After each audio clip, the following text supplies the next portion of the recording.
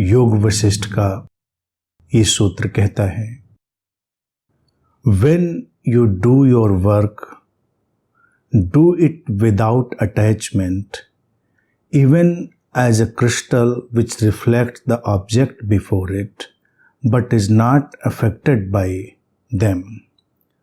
अर्थात सूत्र कहता है, जब अपना कार्य करो तो उसे पूरी तरह अनासक्त होकर, अप्रभावित होकर करो, जैसे कि क्रिस्टल जो अपने सामने की वस्तुओं को प्रतिबिंबित करता है लेकिन उनसे प्रभावित नहीं होता। एक अनअटैच्ड एटीट्यूड, अनासक्त दशा, इसके लिए ये सूत्र बात कर रहा है। और ये बड़ी सुंदर बात है, जो इसमें उदाहरण दिया गया है वो भी बहुत सुंदर है। क्रिस्टल, या इसके लिए हम दर्पण भी उपयोग कर सकते हैं। क्रिस्टल में भी कुछ प्रतिबिंबित होता है और दर्पण हमें ज़्यादा समझ में आज के संदर्भ में आएगा कि दर्पण में हम प्रतिबिंबों को बनता हुआ देखते हैं, लेकिन दर्पण कोई प्रतिबिंब पकड़ता नहीं, प्रतिबिंब बनते हैं और दर्पण अप्रभावित वैसे का वैसा बना रहता है। सूत्र कहता है कि जीवन में अपने कार्यों को ऐसे ही करो, ऐसे ही होने दो। वस्तुतः देखा जाए तो यही अकर्ता की एक सुंदर अवस्था है, एक बहुत ही अच्छी अवस्था अकर्ता की। जब हमारे भीतर वो नॉन डूबर, वो अकर्तापन घटता है, तब हम ऐसे ही क्षण प्रतिक्षण अपने कार्यों को होने देते हैं। हम अनासक्त बने रहते हैं, अलग बने रहते हैं। जितना ज्यादा हमारा कर्ता इन्वॉल्व होता है, डूअर इन्वॉल्व होता है किसी भी चीज में, उतना ही ज्यादा हम पकड़े जाते हैं, उतना ही अधिक हम आसक्त होते हैं। हमको लगता है कि ये हमने किया, ये हमारे माध्यम से हुआ, हमको ऐसा करना था, हमको ऐसा नहीं करना था, हमको ऐसा करना चाहिए था, हमको वैसा नहीं करना चाहिए था। तमाम तरह के जो विकल्प हैं और तमाम तरह की जो हमारे भीतर प्रतिक्रियाएं हैं, वो उस कृत्य से अपने को जोड़ लेने के कारण, आसक्त हो जाने के कारण होती हैं। और इसके व्यवहारिक दुष्परिणाम क्या होते हैं कि हमारा कोई भी कृत्य बहुत शुद्ध होकर सामने नहीं आ पाता, उसमें पीछे की छवियां शामिल बनी रहती हैं। दर्पण का उदाहरण सुंदर है, अगर उसको देखें। दर्पण में अगर हमारी सुंदर छवि बनी थी और अगले क्षण में उसमें हमारी असुंदर छवि बनती है, तो इस सुंदर और असुंदर का घालमेल नहीं होता। या उसके पहले हमारी असुंदर छवि थी, फिर एक सुंदर छवि आ गई, तो दर्पण नहीं कहता कि नहीं, हम इसको प्रतिबिंबित नहीं करेंगे। दर्पण नहीं कहेगा कि नहीं, ये ठीक नहीं है, ये तो वही व्यक्ति आ गया, अब इसका चेहरा अलग है, हम इसको ऐसे कैसे दिखा सकते हैं। दर्पण तो जैसा है, जो है, उसको वैसा दिखा देता है, बात समाप्त हो गई। तो इससे क्या हुआ, इससे जो शुद्धता थी कृत्यों की, वो बनी रही।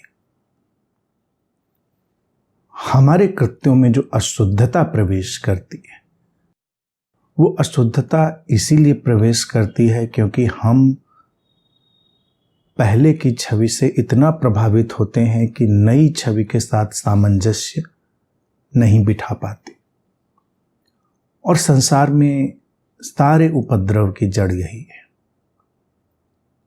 जीवन हमारा ऐसा ही है। वो उस फिल्म की तरह है जो फ्रेम बाय फ्रेम चल रही है। जैसे हम कोई फिल्म शूट करते हैं तो उसमें सब अलग अलग फ्रेम होते हैं। उन फ्रेम को जब एक साथ प्ले किया जाता है तब हमको दिखाई देता है कि एक गति, एक कंटिन्यूटी, एक निरंतरता। लेकिन सब अलग अलग डिसजॉइंटेड फ्रेम है। उसमें हम अगर एक एक फ्रेम को अलग करके भी देखें तो भी वो चलेगा। अगर हम फिल्म को कहीं से भी कट कर दें तो वो उतना ही टुकड़ा प्रतिबिंबित होगा, उतना ही दृश्य दिखाई देगा। हमारे जीवन में ऐसा ही है, सब कुछ अलग अलग फ्रेम में डिसजॉइंटेड घट रहा है। जोड़ते हम हैं, और जोड़ते भी कैसे हैं? अपने अनुमानों से।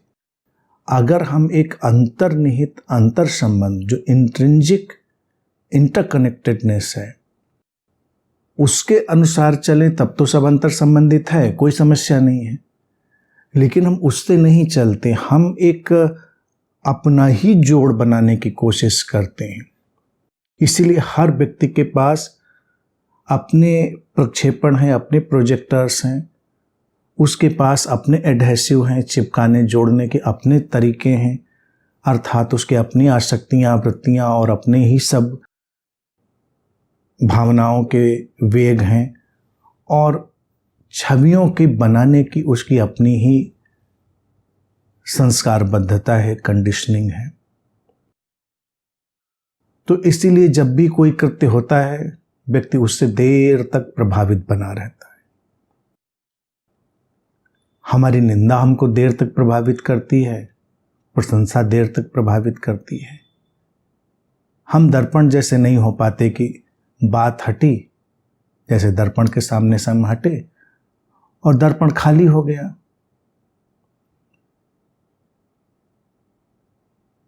हम खाली नहीं हो पाते, हम भरे रहते हैं।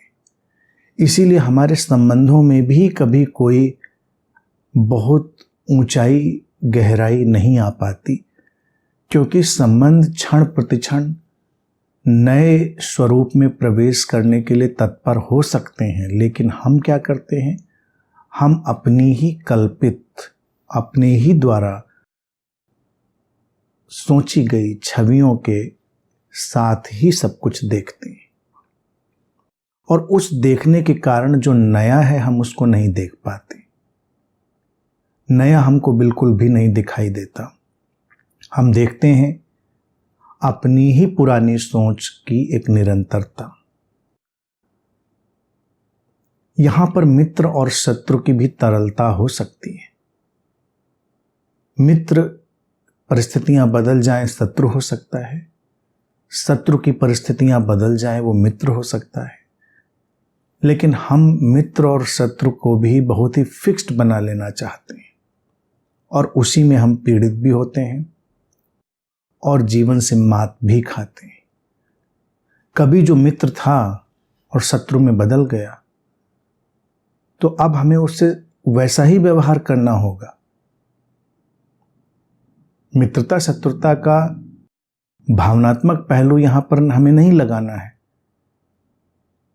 अब हमको उसी अनुसार अपनी सुरक्षा प्रतिरक्षा करनी पड़ेगी। कभी उसके हाथ फूल दे रहे थे तो मुस्कुराकर हमने फूल स्वीकार किए थे। अब मान लो वही हाथ पत्थर लेकर हमारे पीछे पड़े हैं, तो हमको ये दिखाई देना चाहिए कि ये हाथ अब पत्थर लेकर हमारे पीछे दौड़ रहे हैं, तो उस पत्थर से बचना है। अब हमको अपना सिर तोड़वा लेना है उस पत्थर से, कि हम कहें कि ये तो मित्र है, पत्थर कैसे मारेगा? वो मार रहा है ना पत्थर, तो उससे हमें बचाव करना है। उसी क्षण में फ्रेम बदल गया, दर्पण का प्रतिबिंब बदल गया। इसी तरह से उल्टा भी हो सकता है। और उल्टे होने के बाद अगर मान लो पत्थर वाले हाथ फूल लेकर आए, तो फूलों को स्वागत करिए। फूलों के पीछे छिपे हुए पत्थर और पत्थर के पीछे छिपे हुए फूल, इनको देखने की कुशलता भी होनी चाहिए। दर्पण हो, क्रिस्टल हो, उनके पास ये मानवीय चेतना नहीं होती। तो उस दृष्टि में ये बात दर्पणत्व से आगे जाती है, मिररनेस जो है उससे आगे जाती है कि हम मानवीय धरातल पर इतने सचेतन हैं और हमारी दृष्टि की व्यापकता, एक्सपेंशन इतना अधिक है कि हम फूल के पीछे छिपे पत्थर को भी देखने की क्षमता रखते हैं और पत्थर के पीछे छिपे फूल को देखने की क्षमता भी रखते हैं। तो हम उसके अनुसार भी अपनी गति को होने देते हैं, अपनी क्रियाओं को होने देते हैं, जड़ता नहीं लाते। बहुत जड़ होकर हम चीजों को नहीं देखते। अगर हम जड़ होकर देखेंगे तो समस्या आ जाएगी। और जब हम गहराई से इन सारी बातों को देखना प्रारंभ करेंगे, तब हम देखेंगे कि हम अनासक्त होकर चल सकते हैं, अप्रभावित होकर, अनअटैच्ड होकर, क्योंकि हमारे माध्यम से सब घट रहा है। इस जीवन की नदी में सारी संभावनाएं और क्षमताएं हैं। उसमें बाढ़ आ जाए तो वो सब कुछ तहस नहस भी कर सकती है। सामान्य संतुलन में बनी रहे हमारे लिए जीवनदायी होती है। नदी का रूप कैसा होगा हम नहीं जानते। जीवन की नदी भी हमारे भीतर से ऐसे ही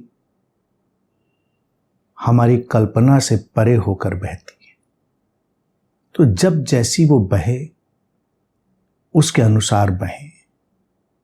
जब नदी में बाढ़ आई हो तो जाने की बाढ़ आई है और उस हिसाब से चलें, और जब बाढ़ ना आई हो तो उस हिसाब से चलें। जीवन को उस क्षण में देखें कि वो क्या हमारे भीतर से ला रहा है।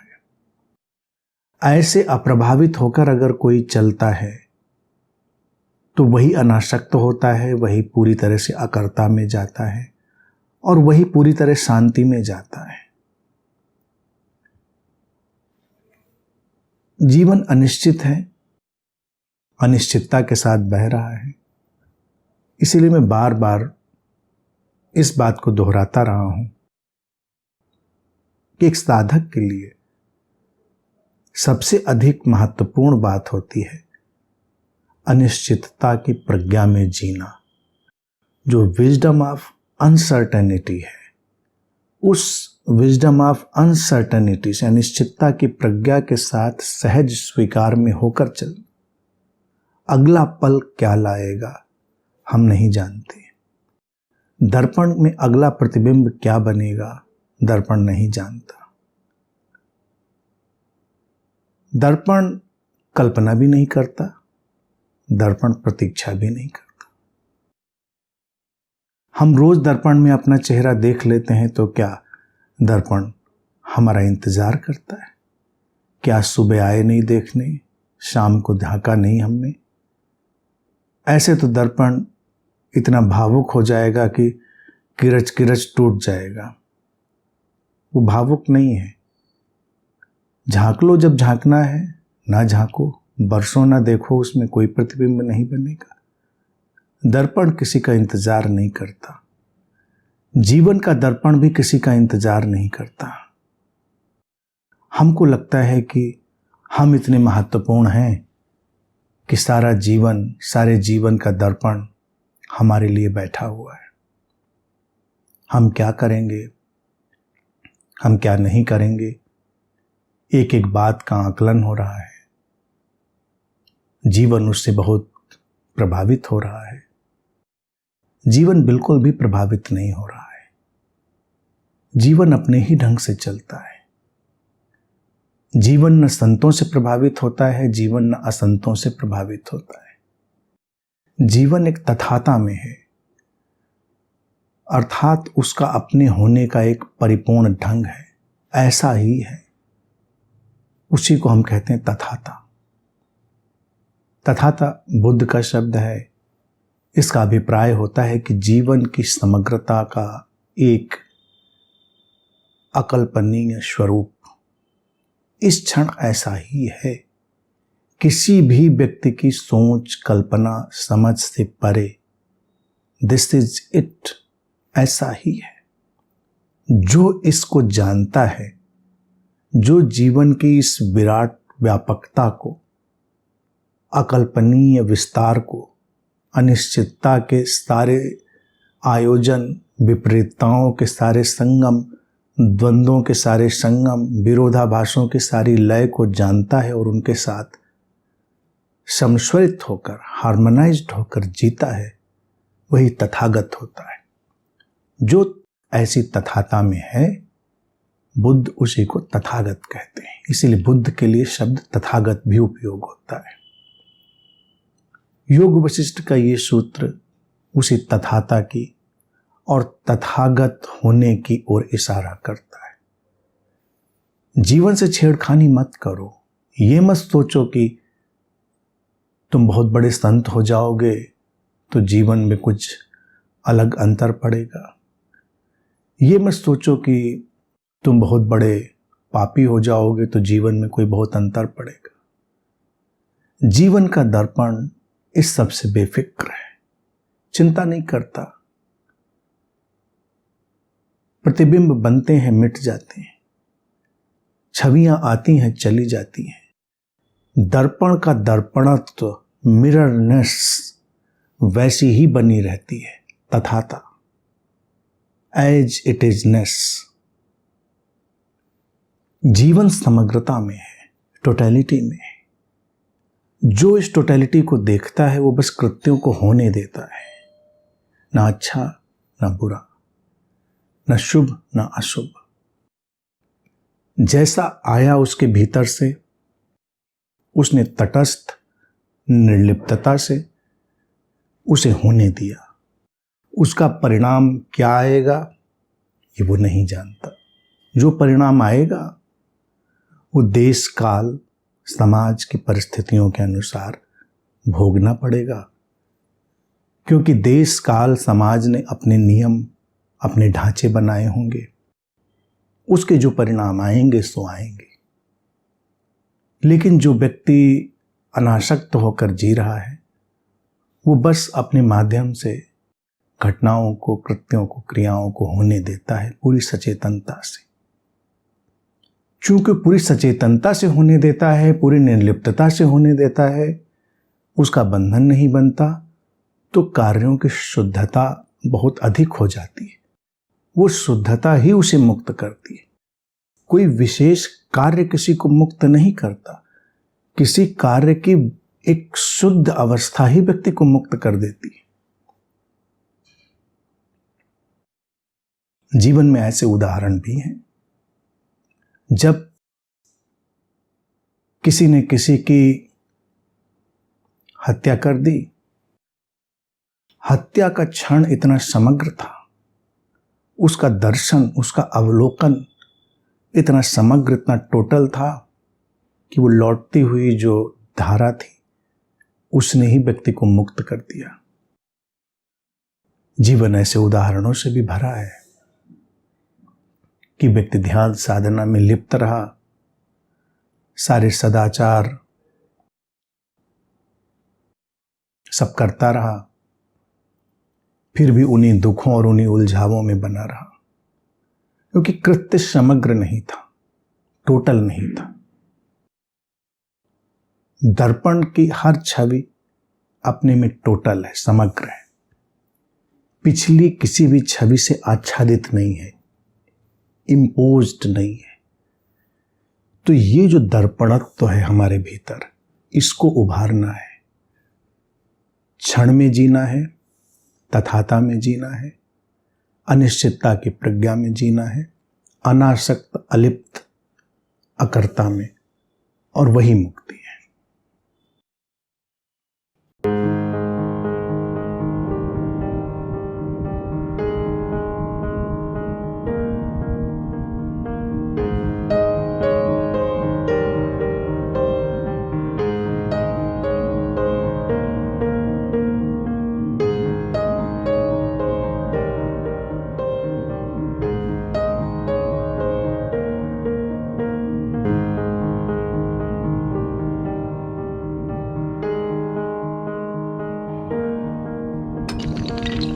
you.